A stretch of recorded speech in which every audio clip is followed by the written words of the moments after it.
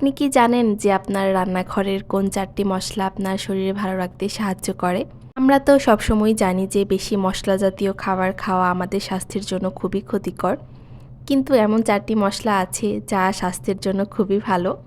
Hello everyone, আসসালামু আলাইকুম। কেমন আছেন সবাই? আই হোপ সবাই খুব ভালো আছেন। আলহামদুলিল্লাহ, আমরাও আল্লাহর রহমতে আছি খুব ভালোই। নতুন দিনে নতুন আরও একটি ভ্লগ ভিডিও নিয়ে হাজির হয়ে গিয়েছি আমি আপনাদের মাঝে বাঁধন, চট্টগ্রাম থেকে। আজকের ভিডিওটা শুরু করেছি একদমই সকালবেলা থেকেই। সকালের শুরুতেই আমি একটু চিয়া সিড খেয়ে নিলাম, যেটা আগেই ভিজানো ছিল। হালকা একটু লেবুর রস অ্যাড করে খেয়ে নিচ্ছি। আমরা কিন্তু অনেকেই জানি যে হালকা কুসুম গরম পানিতে লেবুর রস যদি অ্যাড করে খাই তাহলে নাকি পেটের চর্বি হয় না, পেটের চর্বি যাও থাকে কমে যায়। মানে এরকমটা কিন্তু আমরা অনেকেই ভাবি, কিন্তু হালকা কুসুম গরম পানিতে যদি লেবুর রস অ্যাড করা হয় তাহলে নাকি লেবুর কোনো গুণাগুণই থাকে না। সব সময় নাকি লেবুর রসটা ঠান্ডা পানিতেই অ্যাড করে খেতে হয়। এই মতামতটা কিন্তু আমার একান্তই নিজের না, এটা একজন বিশেষজ্ঞ ডাক্তারের মতামত। এই কথাটার সাথে অনেকেই একমত হয়, আবার অনেকেই দ্বিমত পোষণ করে। যাই হোক, এখন আমি আমার নাস্তা করাতে চলে আসি। আজকে খুবই পছন্দের একটা নাস্তা বানিয়েছি। একা একা থাকি, কোনো নাস্তাই করতে ইচ্ছে হয় না, মানে বানিয়ে খেতে ইচ্ছে হয় না। ঘরে যা থাকে তাই খাই। আজকে ভাবলাম যে একটু বউকুত ভাজি করে খাই। অনেক দিন খাওয়া হয় না। বাড়ি থেকে এনেছি আদিতার বাবার জন্য।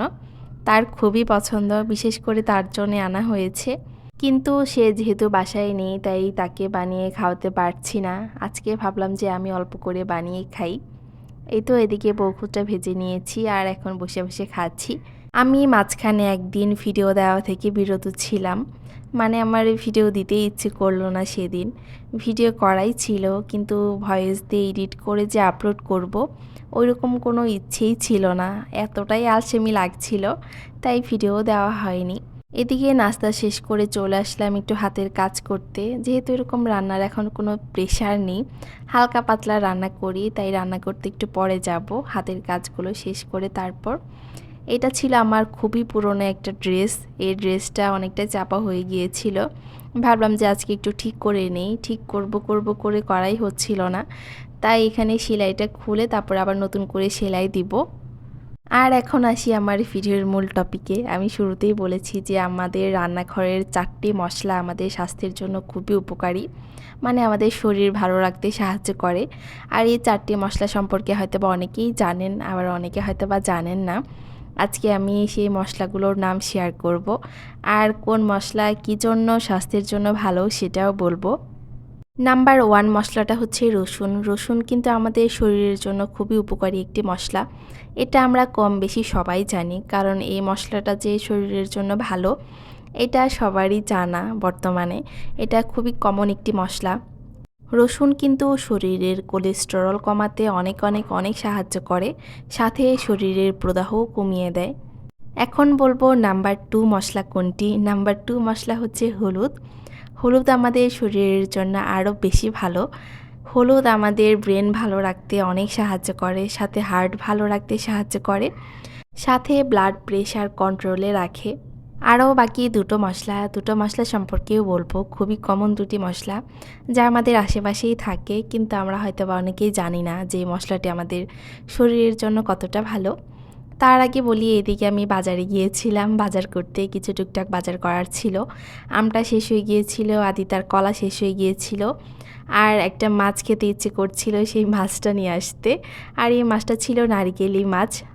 এটাও কিন্তু আমাদের শরীরের জন্য অনেক উপকারী একটি মাছ, কারণ এটি সামুদ্রিক মাছ। আজকে বাজার থেকে নারিকেলি মাছ এনেছি, কচু এনেছি, মানে লম্বা কচু যেটা সেটা। লম্বা কচু দিয়ে এই মাছটা আমার খুবই খেতে ইচ্ছে করছিল, তাই ভাবলাম যে আমি গিয়ে নিয়ে আসি। আর আম আর কলা নিয়ে এসেছি, আর কিছুই আনিনি। তাড়াহুড়ো করে বাজারে গিয়েছিলাম আদিতাকে নিয়ে, আর যে প্রচণ্ড গরম, বাহিরে অনেক রোদ, তাই তাড়াতাড়ি চলেও এসেছি আবার। আমাদের বাসা থেকে বাজারের দূরত্ব 5 বা 7 মিনিট হবে যদি তাড়াতাড়ি যাই, আর যদি আস্তে ধীরে হেঁটে হেঁটে আস্তে ধীরে যাই তাহলে 10 মিনিট লাগবে, তার বেশি লাগে না। আর বাজার করতে 10 মিনিট 15 মিনিট, আধা ঘন্টা 40 মিনিটের মধ্যে বাজারে গিয়ে বাজার করে আবার বাসায় চলে আসা যায়। আজকে আমার মিষ্টি জাতীয় একটা নাস্তা খেতে ইচ্ছে করছিল, কিন্তু কী নাস্তা বানাবো এটা ভাবতে ভাবতে ভাবলাম যে একটা ইউনিক টাইপের নাস্তা বানাই, আনকমন নাস্তা। এদিকে একটা নাস্তা বানাতে বসেও গিয়েছি। নাস্তাটার নাম আমি জানি না, নাস্তা বানিয়ে খেয়েছি, ভীষণই মজা লেগেছে আমার কাছে। আমি যেহেতু রেসিপি ভিডিও শেয়ার করছি না, তাই এভাবে ডিটেলসে দেখালাম না। যেভাবে আমরা খাজা বানাই, খাজার মতোই শেপ দিয়ে আমি এটা ডোটা তৈরি করে নিয়েছিলাম। ওভাবে আমি রুটি একটার উপর একটা বসিয়ে তারপরে রাউন্ড করে কেটে নিয়েছি। খাজাটা লম্বা করে বানাই, আমি একটু রাউন্ড করে বানাচ্ছি। এটা গজার মতো হবে। আমাদের এলাকাতে পাওয়া যায়, হয়তো বা সব জায়গায় পাওয়া যায় না, তাই অনেকে বললেও চিনবে না। সুন্দর লেয়ার লেয়ার হয়েছিল। এটা আমি রসে ভেজাবো। আমি রস ওইদিকে তৈরি করছি, মানে শিরায় ভিজাবো। আমি কিন্তু এখনও মশলাগুলোর নাম বলে শেষ করিনি। এদিকে আমি নাস্তা বানাতে থাকি আর আপনাদের সাথে দুটো মশলার নাম বাকি আছে, সেগুলো বলে শেষ করি।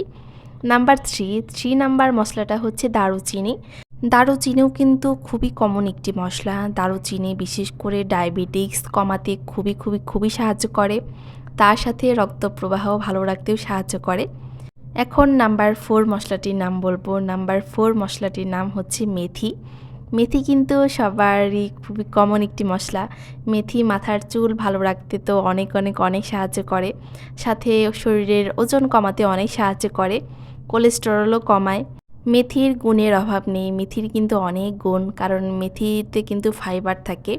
এই ফাইবারের কারণেই মেথির এত গুণ।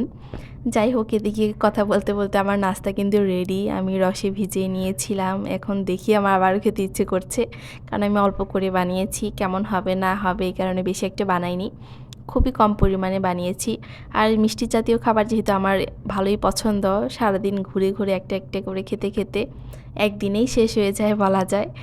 আমি এই নাস্তাটি খুবই ঝটপট বানিয়ে নিলাম, হুট করেই মনে হয়েছে, হুট করে বানিয়ে ফেলেছি। এই তো এক চুলায় আমি প্রথমে ভেজে নিয়েছি, আরেক চুলায় শিরাটা রেডি করে ওখানে দিয়ে দিয়েছি, তাড়াতাড়ি হয়ে গিয়েছে। তারপর এখন আমি রান্না করতে চলে এসেছি। আজকে আমি কচু দিয়ে সেই নারিকেলি মাছটাই রান্না করব। আমার ভালোই দিন যাবৎ খেতে ইচ্ছে করছিল। আদি তার বাবা যেহেতু বাসায় নেই, তার অপেক্ষায় বসে থেকে লাভ নেই, কারণে আমি বাজারে গিয়ে আমি কিনে আনলাম। কিনে এনে এখন রান্না করে খাবো। এই তো এদিকে আমি মাছটা কষিয়ে নিয়েছি, পুরো ডিটেলসে দেখালাম না, কারণ এমনিতেই আমার লেট হয়ে গিয়েছে, তাই অল্প একটু শেয়ার করছি। আমি মাছটা কষিয়ে উঠিয়ে নিয়ে তারপরে কচুগুলো দিয়ে দিলাম। কচুটা অনেকটাই নরম হয়। এই কচু কিন্তু এরকম গলাও ধরে না, খেতেও কিন্তু ভীষণ ভালো লাগে। যারা কচু প্রেমী তাদের কাছে কচু জাতীয় যে কোনো জিনিসই ভালো লাগে, যেরকম আমার কাছে কচু জাতীয় যে কোনো জিনিসই ভালো লাগে। এই কচুর ডাঁটাটাও ভাজি করে খাবো, এটা ফেলে দিব না।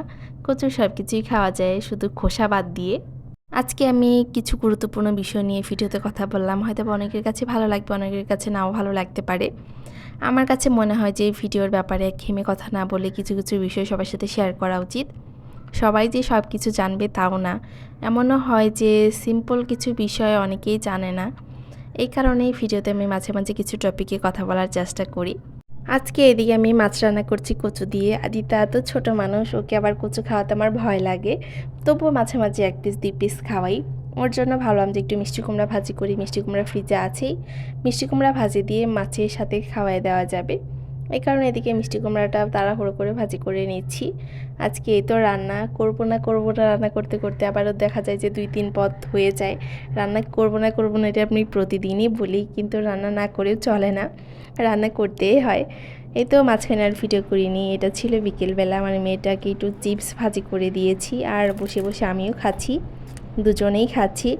আর আজকের ভিডিওটা এই পর্যন্তই রাখছি। সবাই ভালো থাকবেন, সুস্থ থাকবেন। পরবর্তী ভিডিও দেখার জন্য আগে থেকে সবাইকে আমন্ত্রণ জানিয়ে রাখছি। আল্লাহ হাফেজ সবাইকে।